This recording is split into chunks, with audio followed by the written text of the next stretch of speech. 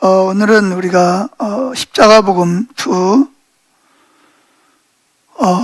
지난주까지 말씀에 의한 삶을 살펴봤고요. 오늘은 성령에 의한 삶을 살펴보려고 합니다. 다 책 가져오셨죠? 그래서 성령에 의한 삶은 제1과 신약에 의한 삶입니다. 신약이 있다는 말은 뭐가 있다는 거죠? 구약이 있다는 거예요. 옛 구자, 언약 약자. 그래서 옛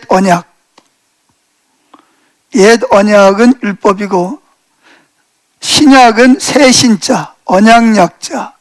그래서 새로운 언약이다. 이렇게 여러분들이 보시면 되겠습니다.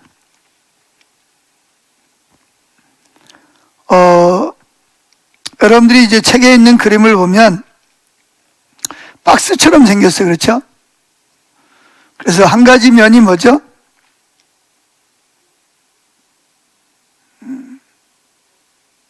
한 가지 면이 뭐예요? 오직 은혜. 또 한 가지 면은 뭐예요? 오직 믿음, 오직 십자가 복음, 오직 성령에 의한 삶. 이게 네 군데로 되어 있잖아요. 그죠? 이 네 가지라고 하는 것은 이렇게 박스를 네 그릇 잘라가지고 이렇게 했는데, 하나가 없으면 어떻게 돼요? 네 개가 다 있어야 그 안에다가 뭘 담을 수가 있어요. 만약에 세 개는 네 개 중에서 한 면이 없다. 그러면 그건 다 없는 거예요. 그래서 십자가 복음이라고 하는 것은 이 네 가지 면이 다 있어야 돼요. 은혜에 의한 삶, 믿음에 의한 삶, 성령에 의한 삶, 또 뭐죠?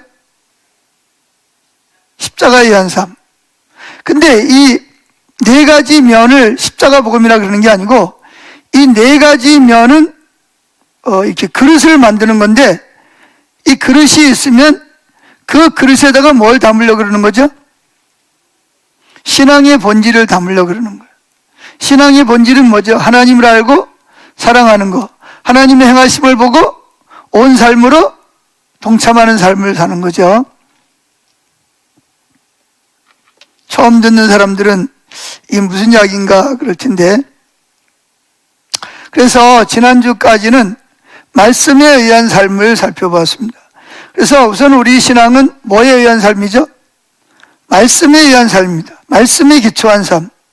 성경은 하나님의 말씀으로 우리 신앙과 사역과 삶을 위한 하나님의 기준을 담고 있어요.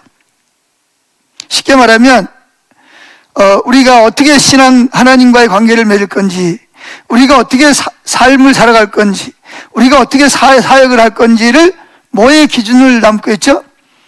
그 기준이 어디에 있어요? 하나님의 말씀에 있다는 거죠. 그래서 말씀에 의한 삶이 중요해요. 그러므로 우리 신앙은 철저하게 하나님의 말씀에 위에 세워져야 합니다. 근데 우리 신앙생활에서 이 말씀의 토대에 의해서 네 가지 특징이 있다고 그랬죠. 은혜에 의한 삶, 믿음에 의한 삶, 십자가에 의한 삶, 성령에 의한 삶. 말씀을 바닥으로 해서 한쪽은 성령에 의한 삶, 믿음에 의한 삶, 은혜에 의한 삶, 십자가에 의한 삶. 그리고 그 안에다가 뭘 담는다 그랬죠? 신앙의 본질을 빌어서 그 안에다가 담을 수가 있다, 그런 이야기입니다. 그래서 이 특징들은 이 네 가지 특징들은 우리 신앙을 이루는 필수적인 요소들이지만 그 자체가 목적이 아니라 이 네 가지 말씀에 의한 삶 위에다가 십자가에 의한 삶, 믿음에 의한 삶, 은혜에 의한 삶, 성령에 의한 삶을 만드는 이유는 거기다가 신앙의 본질을 담기 위해서다 하는 것을 우리가 살펴볼 수가 있다는 것입니다. 자, 그럼 우리가 한번 넘어가서 보겠습니다. 첫째, 말씀입니다. 자, 여기 보면 말씀 다음의 말 중에 옳은 것에 표하십시오. 성경은 하나님 말씀입니다. 맞습니까? 맞죠? 성경은 우리의 신앙과 삶과 사역을 위한 하나님의 기준을 담고 있다. 맞나요? 맞아요. 세 번째, 성경을 잘 연구해서 우리 삶 속에 잘 적용하는 것이 중요하다. 맞나요? 예, 맞죠? 그럼 네 번째, 우리 신앙생활은 성경을 잘 연구해서 최선을 다해 그것을 우리 삶에 잘 적용하는 것이다. 맞나요? 예, 이게 이제 틀리는 겁니다. 언뜻 보기에는 다 네 개가 똑같은 말 같지만 이거는 좀 다른 상황이죠. 왜냐하면 하나님의 뜻을 담고 있는 하나님의 말씀 성경이 여기 있다. 그러니까 그러므로 우리는 이 성경을 잘 연구해서 그것을 우리 삶에 잘 적용하면 우리는 그 이상 아무것도 할 필요가 없다. 아니죠. 성경이 하나님 말씀인 것은 분명하지만 성경이 우리 신앙과 삶과 사역의 기준을 담고 있는 것도 맞아요. 그러나 우리가 그 성경을 잘 연구해서 우리 삶에 잘 적용하기만 하면 된다. 이거는 불가능한 일이죠. 예수님은 가시면서 우리에게 성경 한 권 던져주고 얘다, 성경 여기 있으니까 이 말씀대로 잘 살다가 천국에서 만나자, 그런 게 아니죠. 그죠? 그럼 어떻게 했죠? 자, 한번 성경을 찾아보겠습니다. 요한복음 14장 26절입니다. 요한복음 14장 26절.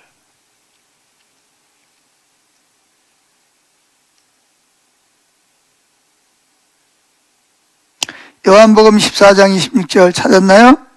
읽어보겠습니다. 보혜사 곧 아버지께서 내 이름으로 보내실 성령, 그가 너희에게 모든 것을 가르치고 내가 너희에게 말한 모든 것을 생각나게 하리라. 그러니까 하나님의 말씀을, 하나님이 말씀하신 의도와 의미와 목적, 하나님 그분을 우리에게 가르쳐 주시는 분은 누구다? 성령님이라는 거예요. 성령님이 없으면 우리는 성경을 읽어도 뭐다? 까막눈이라는 거예요. 성령이 없으면 성경을 읽어도 말씀하시는 그 하나님도 알 수도 없고 말씀하시는 그분의 의도와 의미와 목적을 알 수 있다 없다? 없다는 거예요. 다시 보세요. 보혜사 곧 아버지께서, 예수님이 이제 십자가를 앞에 놓고 하시는 말씀이에요. 이제 얼마 있으면 저희들을 두고 떠나가야 돼요. 십자가를 지고 죽었다가 3일 부활해서 천국으로 가셔야 돼요. 그래 이제 제자들에게 한마디로 말하면 유언처럼 하시는 말씀이에요. 내가 너희들에게 성경 한 권 주고 가는 게 아니라는 거예요. 누가 오셔서 보혜사 곧 아버지께서 내 이름으로 보내실 성령, 그가 너희에게 모든 것을 뭐 하시고 가르치고 내가 너에게 말한 모든 것을 뭐하게 하리라? 생각나게 하리라. 가르쳐 주시는 분도 성령님이시고 그 주님이 말씀하신 것을 떠오르게 하시는 분도 성령님이시라는 거예요. 그 다음에 또 한 군데 보겠습니다. 요한복음 16장 13절 14절, 요한복음 16장 13절 14절.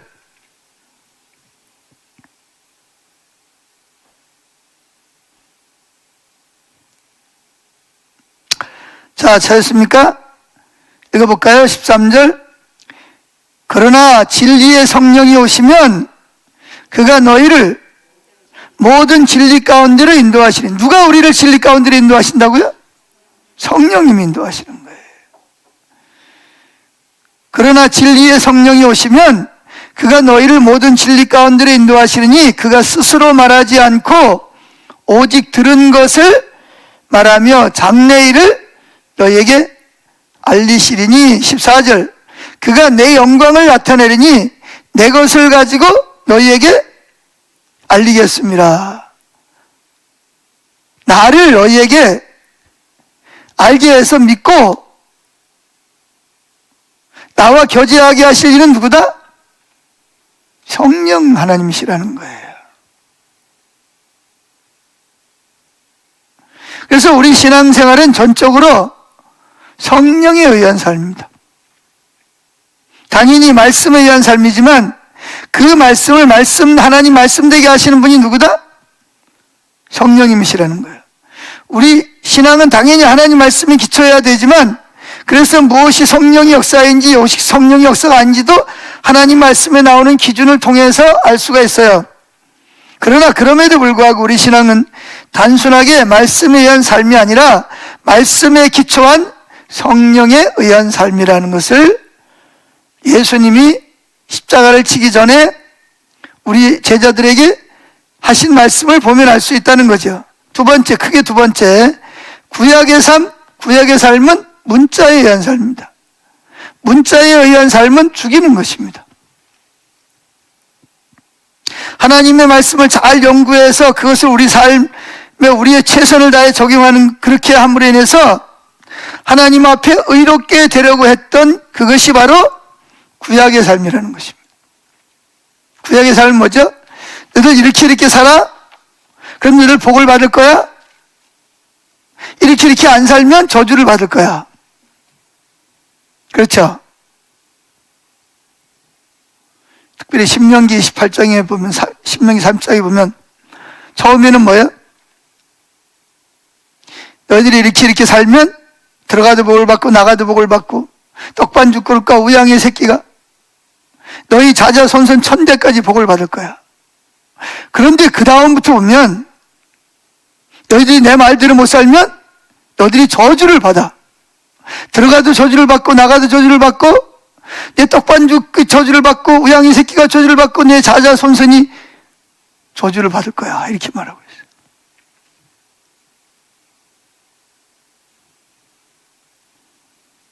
그러니까 구약은 하나님 말씀대로 사는 사람은 축복이에요.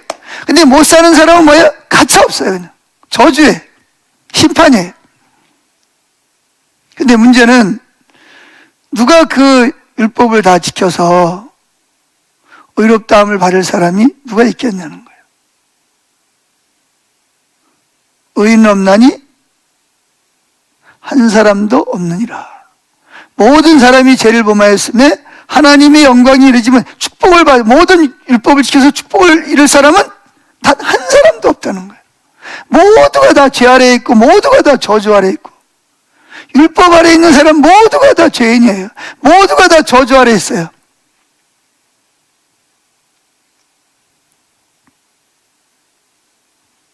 아니 말씀대로 살면 복을 받는다면서. 그 맞는 말이에요. 말씀대로 살면 하나님 복을 주세요. 근데 문제는 뭐죠? 그 말씀대로 사는 사람이 말씀이 잘못된 것이 아니라 우리가 선악과를 따먹은 우리가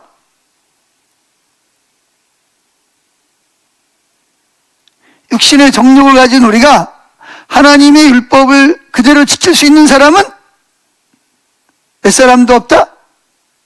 한 사람도 없다는 거예요. 모든 사람이 다 율법 앞에서 죄인이라는 거예요. 죄인이라는 말은 모든 사람은 축복을 받을 사람들이 아니라 저주를 받을 사람들이라는 거예요. 율법은 참 좋은 거예요. 선한 거예요. 의로운 거예요. 그럼 뭐가 나쁘냐? 율법이 나쁜 게 아니고 율법을 지키는 사람들에게는 구원이고 축복이고 의로운 거지만, 그런데 율법을 지킬 수 있는 사람이 한 사람도 없어요. 그럼 우리한테는 율법이 뭐예요? 죽이는 거예요. 저주란 말이죠.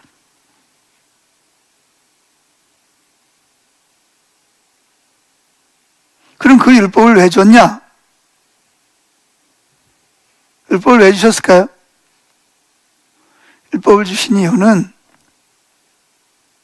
율법대로 한번 살아보라는 거예요. 율법대로 살아서 복을 받아보라는 거예요. 그래서 많은 사람들이 율법을 지켜서 복을 받으려고 막 도전을 하죠.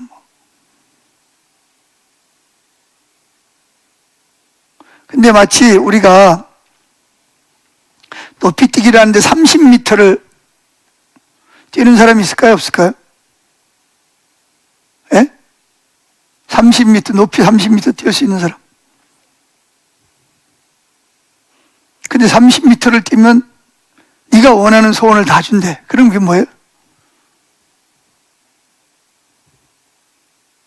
대통령을 원하면 대통령도 시켜주고, 천국에 가고 싶으면 천국도 가게 하고, 왕이 되고 싶으면 왕이 되게 하고, 공부를 잘하고 싶으면 공부를 잘하게 해준대. 근데 문제는 누가 30m를 높이를 뛰냐는 거예요. 그럼 30m를 뛰라는 게 잘못된 거예요? 아니죠. 그럼 문제가 뭐예요? 그 30m를 뛸 수 없는 우리가 문제지.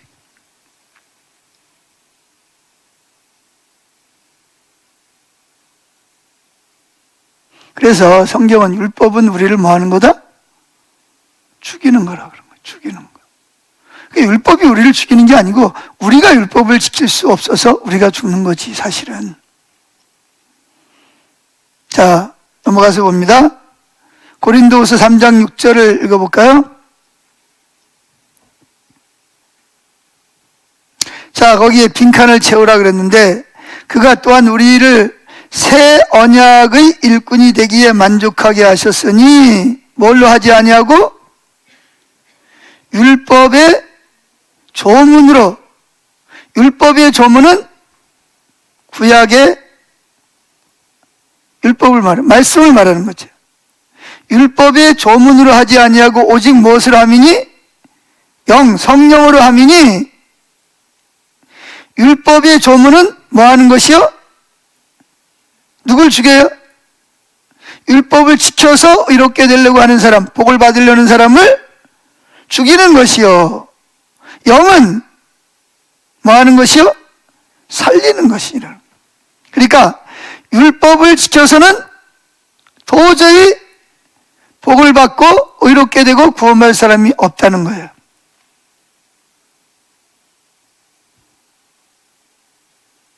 그래서 무슨 언약이 필요하다?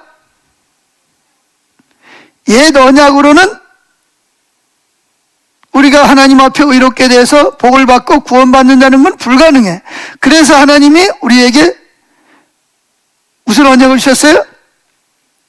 에레미야서를 통해서 유다와 새 언약이라는 건 새 신자, 신약, 새로운 언약을, 옛 언약, 구약.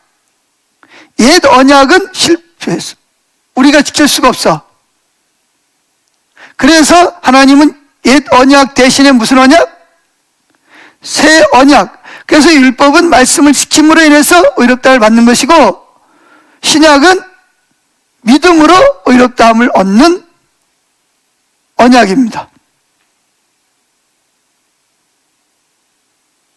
자, 율법은 뭘로 의롭다함을 받아요? 행함으로. 율법을 지키는 행함으로 의롭다함을 받는 것이고, 근데 그렇게 해서 지킬 수 없고 의롭다함을 받고 복을 받을 수 있는 사람이 있다 없다? 몇 명도 없다? 한 명도 없어요.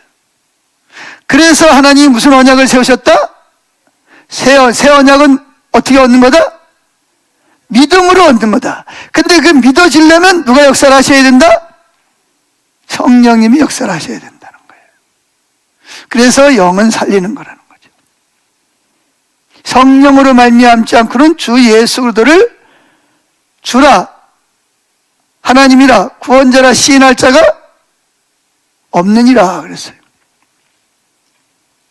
자, 제가 오늘도 어떤 책을 점심을 먹고 독서 산맥에 빠져가지고 책을 좀 읽었어요. 근데 거기 보니까 어떤 서강대학교 국문학과에 입학을 했는데, 서강대학교는 여러분이 잘 알다시피 가톨릭에서, 천주교에서 세운 학교입니다. 신부님들이 교수가 많아요. 그래서 윤리학 강의 시간에 그 신부님이 들어와서 아주 굉장히 덕망이 있고 아주 인품이 온화하고 서강대에서 아주 존경받는 그러한 신부님이에요. 그 신부님이 와서 뭐라 그러냐면, 본인이 신부잖아, 그죠? 그럼 당연히 뭐라 그럴 줄 알았을까요? 예수님만 믿어야 구원을 받는다 그럴 줄 알았는데, 그게 아니고 뭐라 그러냐? 구원받는 길은 여러 가지가 있다.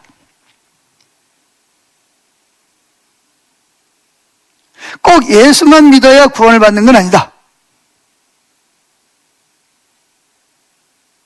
우리가 등산을 하다 보면 정상에 올라가는 길은 동쪽에서 올라가는 길도 있고 서쪽에서 올라가는 길도 있고 북쪽에서 올라가는 길도 있고 남쪽에서 올라가는 길도 있듯이 하나님은 자비로우셔서 꼭 예수를 믿어야만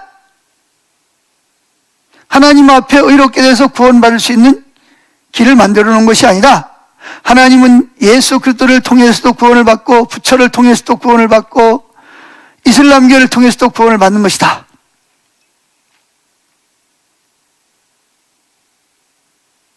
그러자 이제 기독교 있는 그 학생이 아니 사도행전에 보면 베드로가 설교하면서 주 예수로도 외에는 구원받을 만한 다른 이름을 우리에게 주신 일이 없다고 말씀하셨는데 교수님 이걸 어떻게 해석해야 됩니까? 그랬더니 그 학생이 참 순진하구만. 그것을 그 액면 그대로 받아들이면 안 되고 베드로가 예수님을 사랑했을까요? 안 사랑했을까요? 사랑했죠. 베드로가 예수님을 사랑하다 보니까 너무너무 예수님을 사랑하다 보니까 예수님만 믿어야 의롭다를 받고 구원을 받는다고 그러지 않겠냐. 당신도 누군가를 정말 사랑하면 이 사람만 옳다라고 말하지 않겠냐. 그러니까 거기에 많은 기독교인들이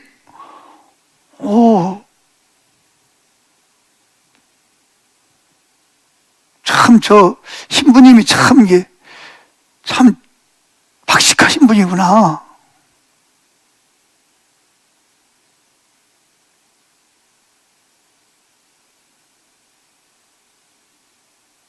그래서 그 신부님 말은 이렇게 종교 간에 서로 싸우면 안 된다.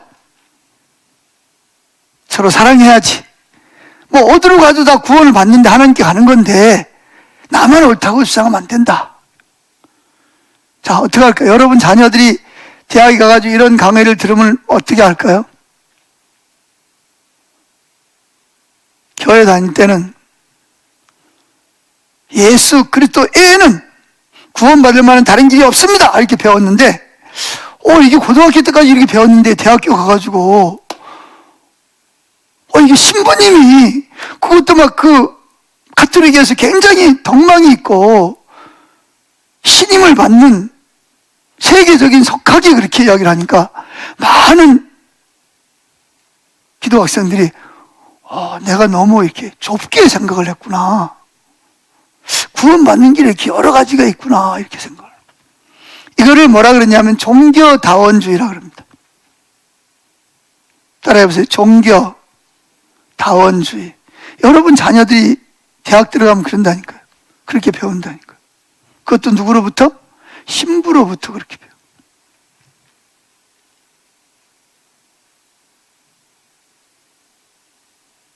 그럼 걔들이 꼭 예수 믿으려고 그럴까요?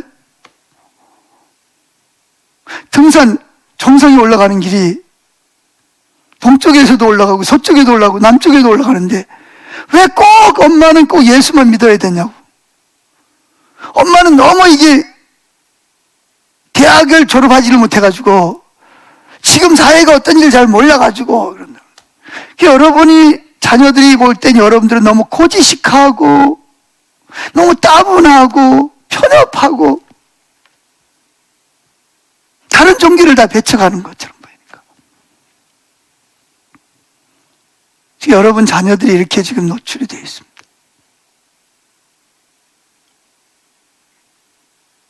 여러분들이 아무리 아니야 그렇지 않아. 종교다원주의 자기가 종교 많은 신부님, 저분 신부님이라니까요. 다른 사람도 아니고 무슨 중도 아니고 무슨 무신론자도 아니고.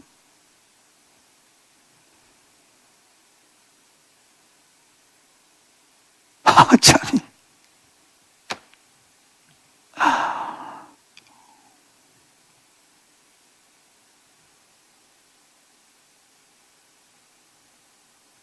이게 우리가 자녀들이 지금 처해 있는 현실입니다. 대학교에서 배우는 현실이에요.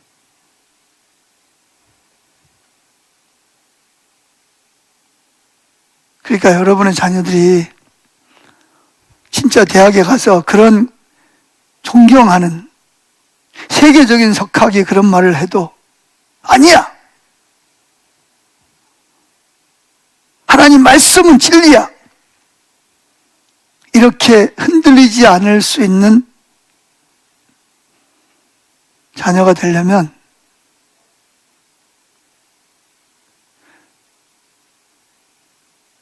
성령에 의한 사람이 되지 않으면 가능하지 않습니다. 성령을 받았어도 육신적으로 그런 이야기를 계속 듣다 보면 종교다원주의가 되어버립니다.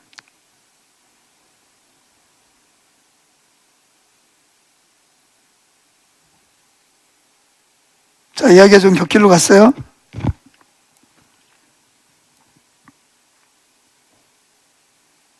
자, 여기서 율법 조문은 무엇을 가르칠까요? 로마서 7장 6절 읽어보죠. 시작. 이제는 우리가 얽매였던 것에 대하여 죽었으므로 율법에서 벗어났으니 이러므로 우리가 영의 새로운 것으로 섬길 것이요 율법 조문에 묵은 것으로 아니할지니라. 우리가 얽매였던 게 뭐죠? 얽매였던 게 율법. 그래, 이렇게 해야 내가 하나님 앞에 의롭다함을 받고 복을 받을 수 있으니까 이렇게 살아야지. 막 도전하는 거죠. 그런데 그게 몸부림을 치면 칠수록 나를 더 올감해. 이게 율법이라는 거예요. 이제는 우리를 얽매였던 것에 대하여 죽었으므로, 그게 뭐냐? 이제는 내가 율법을 지켜서, 율법의 조문을 지켜서 하나님 앞에 의롭다함을 받고 복을 받으려고 하는 그거에 대해서 내가 죽었다는 거예요. 안 된다는 것을 깨닫고 포기했다는 거죠. 그럼 어떡하냐? 아, 난 안 되는구나. 그냥 난 이렇게 살다가 저주받은 채로 살다가 그냥 지옥에나 가야 돼. 그냥 그래, 그게 아니죠. 하나님이 옛 언약을 폐하시고 무슨 언약? 새 언약을, 신약을 만들었다. 새 언약은 뭘로 의롭다함을 받는다고요? 믿음으로 의롭다함을 받는 거죠. 근데 믿으려면 누가 역사를 하셔야 된다?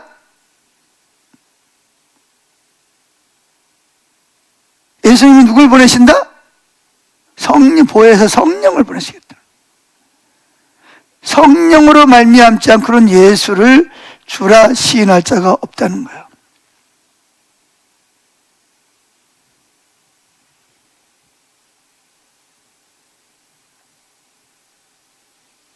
그래서 구약은 실패를 했어요. 우리가 잘 알다시피 실패했다는 말은 무슨 말이냐면 문자에 의한 삶, 율법을 지켜서 하나님 앞에 의롭다함을 받는다는 것은 불가능하다는 거예요. 실패했다는 말은. 불가능하다는 것이 하나님도 인정을 하신 거예요. 하나님 율법을 주신 목적은 율법을 잘 지켜서 내 앞에 의롭다함을 받고 복을 받아 잘 살아라, 그렇게 해서 주신 것이 아니고 너희들이 내가 준 율법을 통해서 너희들이 얼마나 죄인인지,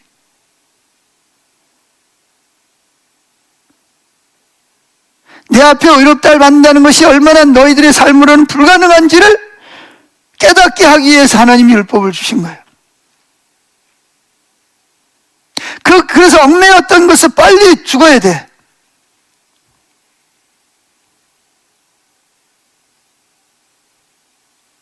그래서 하나님은 이미 구약에서부터 새 언약을 세우실 것을 약속하고 있습니다. 에레미야 31장 31절부터 34절까지 같이 읽어보겠습니다. 시작. 여호와의 말씀이니라. 보라, 날이 이르리니 내가 이스라엘 집과 유다 집에 새 언약을 맺으리라.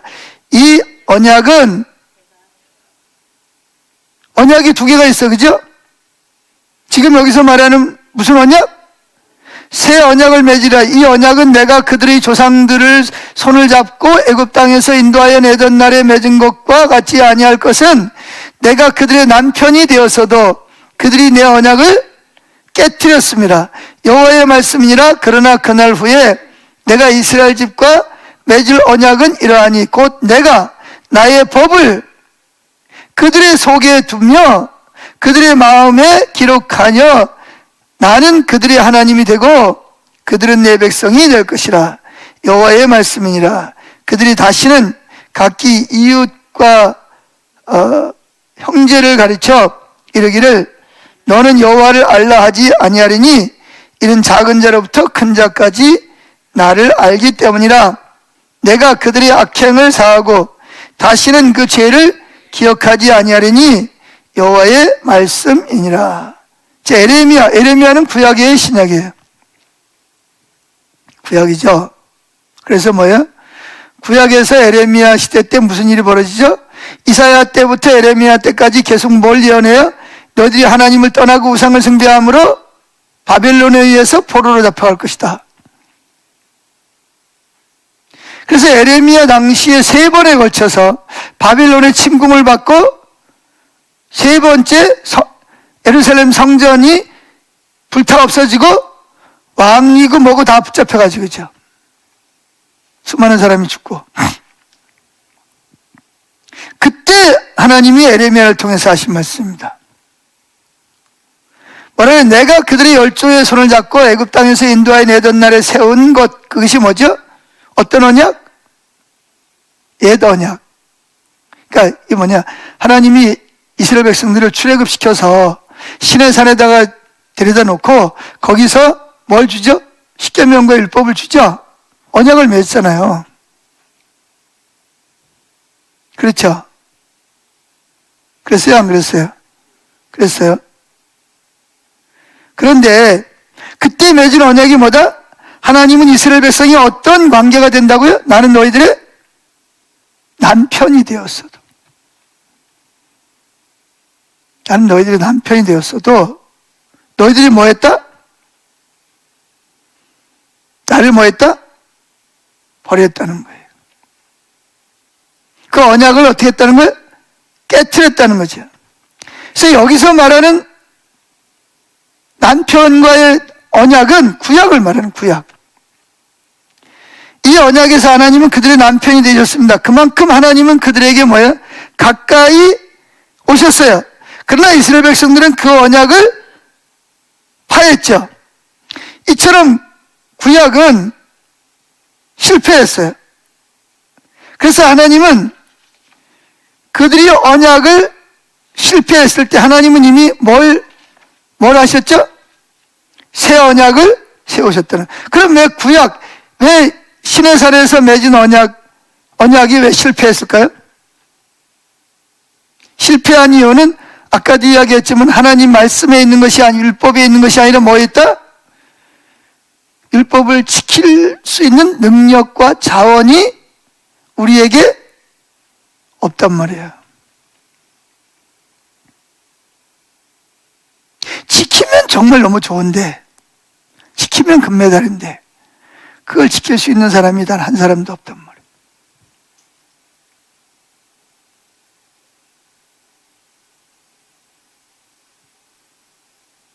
그래서 고린도후서 3장 6절에서 율법의 조문은 율법을 지켜서 의롭게 되려는 사람을 어떻게 한다고요? 죽이는 율법이라는, 죽이는 것이라, 죽이는 것. 율법의 조문은 죽이는 것이고,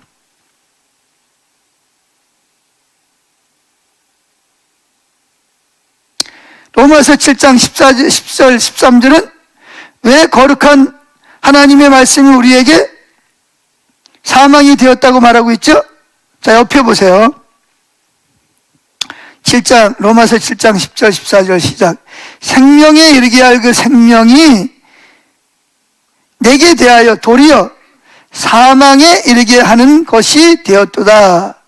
죄가 기회를 타서 계명으로 말미암아 나를 속이고 그것으로 나를 죽였는지라. 뭐 했다고요? 죽였단 말이에요. 이러보건대 율법은 거룩하고 계명도 거룩하고 의로우며 선하도다. 그런즉 선한 것이 내게 사망이 되었느냐? 그럴 수 없느니라. 오직 죄가 죄로 드러나기 위하여 선한 그것으로 말미암아 나를 죽게 만들었으니 이는 계명으로 말미암아 죄로 심히 죄되게 하려 함이라. 우리가 율법은 신령한 줄 알거니와 나는 육신에 속하여 죄 아래 팔렸도다. 여기 율법의 조문은 구약 성경. 그런데 그 문자는 우리에게 죽음을 가져왔어요. 그 율법이 우리를 죽게 한 게 아니고 우리가 율법의 조문을 지킬 수 있는, 지켜서 하나님 앞에 의롭다함을 받을 수 있는 그런 자원이 없다. 우린 타락했기 때문에.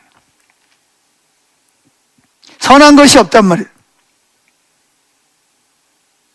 그래서 지키는 사람에게는 생명을 가져오기로 된 하나님 말씀이 오히려 우리를 뭐하게 됐다? 더 우리를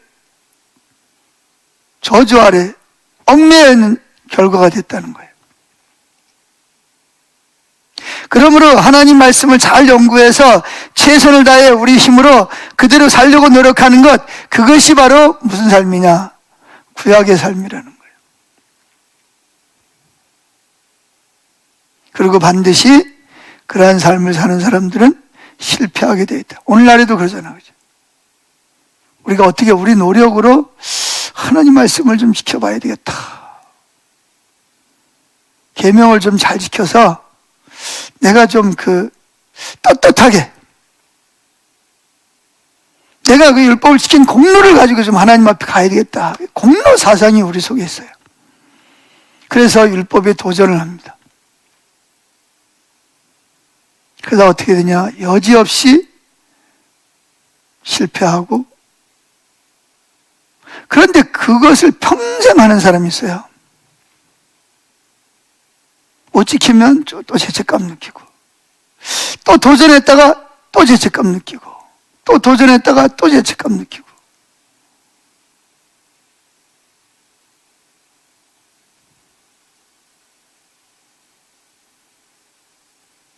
왜 난 안 되는 거지? 분명히 성경은 이렇게 살라 그랬는데, 이렇게 이대로 잘 살면 된다 그랬는데 왜 난 안 되는 거야?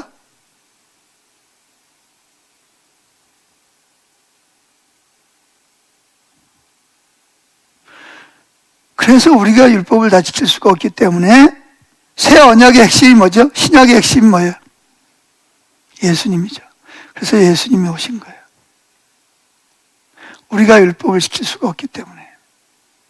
그래서 예수님이 우리 대신 율법을 완성하시고 우리 죄값으로 십자가에 못 박혀 죽으시고 우리를 의롭게 하신 거예요. 이걸 복음이라 그래요. 그런데 율법을 지켜서 의롭다고 함을 받으려고 그러는 율법에 도전해 본 사람들만이 내가 얼마나 율법을 지킬 수 없는 죄인지를 알게 됩니다. 얼마나 죄책감을 많이 느끼고 얼마나 율법대로 살려고 노력한 사람은 자기가 얼마나 선한 것이었고 자기 노력으로는 율법을 지킬 수 없는 인간인지를 알아요. 그래서 함부로 다른 사람의 잘못을 보면서 다른 사람을 비난하거나 정죄할 수가 없어요.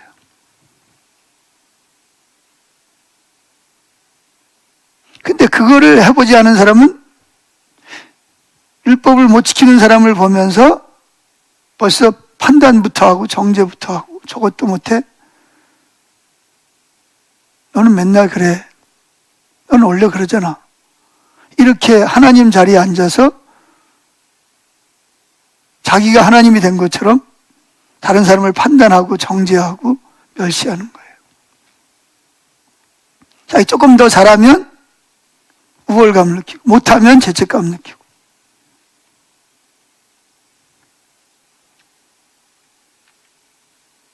그러므로 우리가 하나님 말씀을 잘 연구해서 최선을 다해 우리 힘으로 그대로 살려고 노력하는 것, 그게 바로 우리를 자기 자신을 스스로 죽이는 거예요. 스스로 자기 자신을 얽매여 놓는 거예요. 그래서 실패하는 거예요. 바리새인들처럼 정해놓은 몇 가지 규칙들은 지킬 수 있을지 몰라도 절대로 중심에서부터 근본적으로 하나님의 율법을 지켜서 의롭게 될 수 있는 사람은 단 한 사람도 없어요.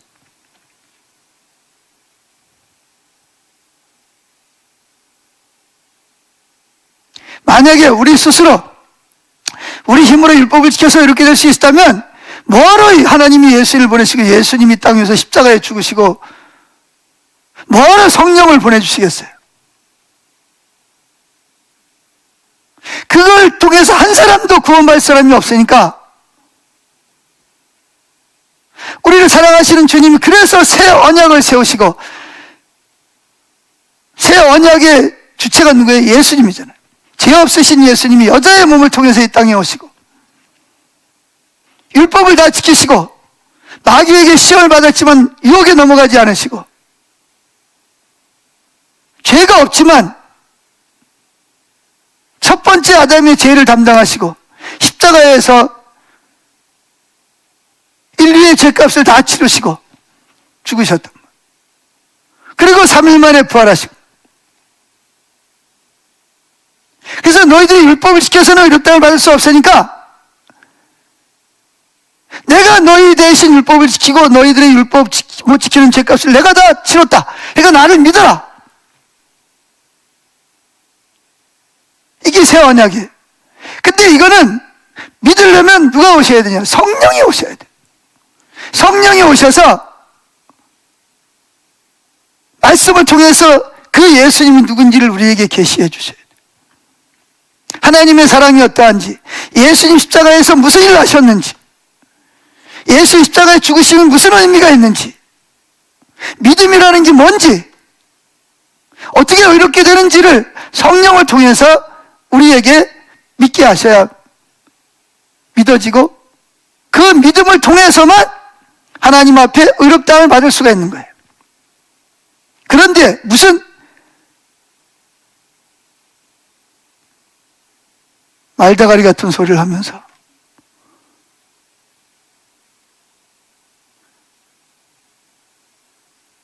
무슨 산등성이의 등산로가 꼭대기 있는데요, 동쪽으로 올라가도 서쪽으로 올라가도 남쪽으로 올라가도 된다. 이게 말이 되는 소리냐 말이죠. 부처가 우리를 위해 죽었습니까? 마호메트가 우리를 위해 죽었습니까?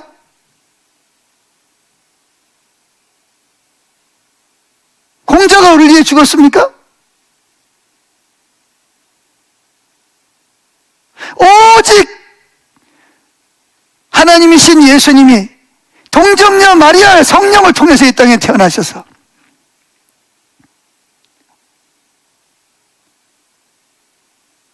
하나님이시지만 모든 걸 포기하고 사람이 되신 그분,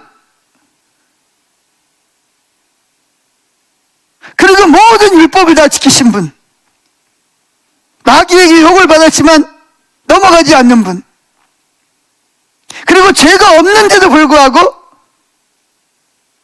내 죄를 대신 다 몽땅 다 담당하시고 하나님께 저주를 받으시 이사야 53장처럼 죄값을 치르시고 부활하신 분은 오직 온 천하에 예수 그리스도밖에 없는데 어떻게 다른 사람이 우리를 구원할 수가 있냐는 거예요. 이 말이 되냐는 거죠.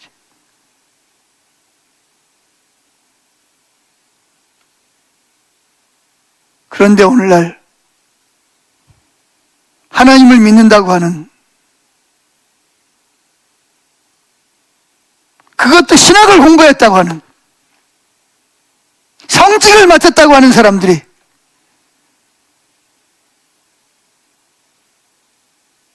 말도 안 되는 소리를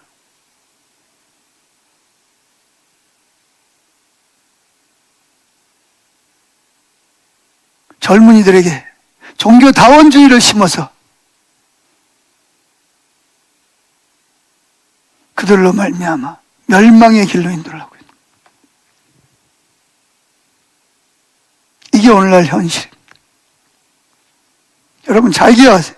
왜 예수만 믿어야 되는지 이유를 설명할 수 있어야 돼요. 왜 다른 길이 없는지.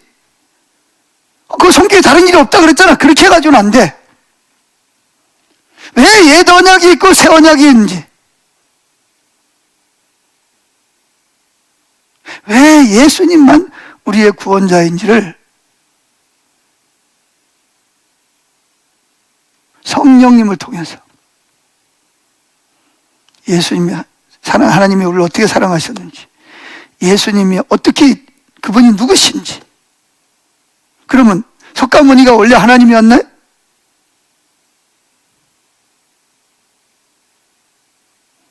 마호메트가 원래 하나님이었나요? 공자가 원래 죄 없는 하나님이었나요? 그런데 인간의 몸을 입고 왔나요? 성령으로 왔나요?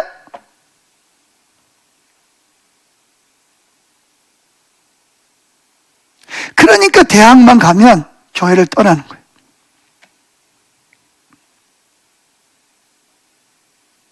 어릴 때부터 복음을 바르게 가르쳐줘요. 듣든지 말든지 복음을 전해줘요. 여러분들이 여러분들의 자녀를 붙잡고 이 지금 오늘 들은 말씀을 잘 가르쳐 주세요.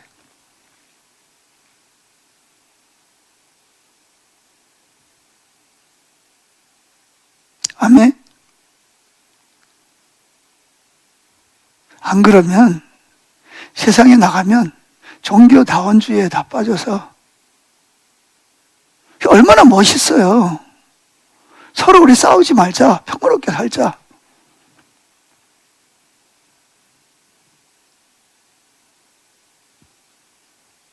다 그 뒤에 누가 있어요? 사탄의 계략이 있어요. 이거는요, 신천지보다도 더 무서운 거예요. 신천지는 공식적으로 이단이라고 그러잖아요.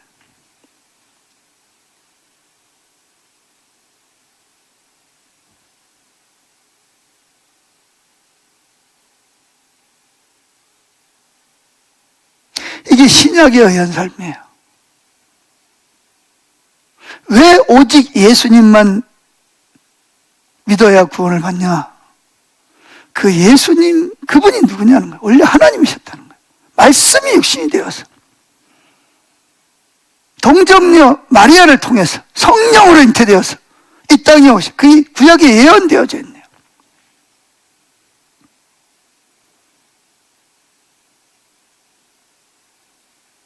예수님은 성령을 받고 세례 요한에게 성령을 받으면서 그때부터 뭐예요? 공생애를 시작을 했고 마귀에게 시험을 받고, 첫 번째 아담은 사단의 유혹에 넘어갔습니다. 선악과를 따먹었습니다. 두 번째 아담 예수님은 마귀의 시험을 다 이기고 물리치셨어요. 그리고 선한 일을 하시고 모든 율법을 다 지켰어요. 그런데 죄가 없는 하나님이 첫 번째 아담의 죄를 담당하시고 온 인류의 죄를 다 담당하시고 하나님 앞에 저주를 받아서 그가 채찍에 맞음으로 내가 나음을 입은 거예요. 그가 저주를 받음으로 내가 의롭게 된 거예요. 아멘. 그래서 누구든지 예수 믿으면, 근데 예수를 믿으려면 성령이 오셔야 돼요. 성령이 오셔야 돼요. 성령이 오셨네, 할렐루야, 함께 하신 성령이 오셔야 돼요. 성령이 오셔서 이 진리를 인격적으로 그분을 만나고 그분을 알고 그분을 내 안에 오시고 그분과 관계를 맺는 거죠.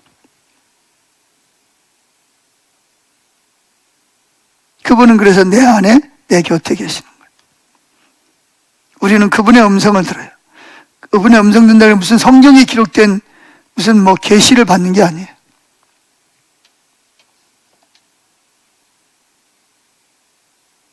그게 아니고 성령님께서 여러 가지를 통해서 우리에게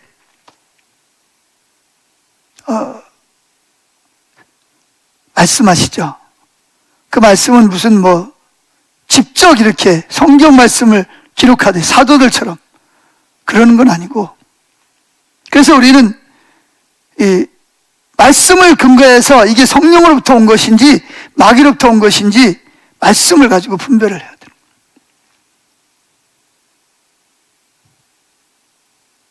그래서 우리는 성령님을 통해서 예수를 믿고 믿음으로 의롭게 되는 거예요.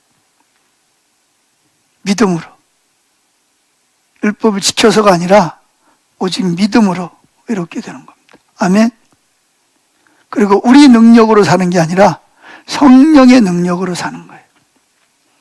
세상을 이기는 것도 성령의 능력, 육신의 정욕을 이기는 것도 성령의, 그래서 성령의 충만함을 받으라는 거예요. 성령의 충만을 받으라. 술 취하지 말라 하는 방탕한 것이니 성령의 충만을 받으라. 그러니까 계속 내 육신의 소욕을 내려놓고, 그래서 우리가 성령님과 친밀해지는 데 중요한 거, 주님과 관계를 맺어야 되는데, 관계를 맺는 중요한 게 뭐냐? 순종입니다. 순종.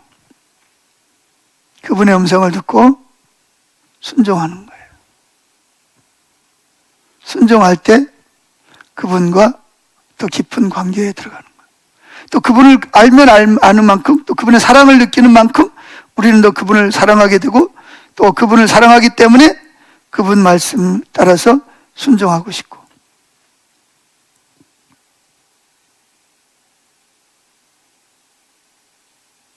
그래서 신약에 의한 삶은 성령에 의한 삶이다 하는 말씀을 오늘 드렸습니다. 더 나가야 되는데 나머지는 여러분들이 읽어보시면 다 이해할 수 있는 내용입니다. 사람이 할 수 없는 것을 누가 하신다? 성령이 하시는 줄로 믿습니다. 아멘. 기도하겠습니다.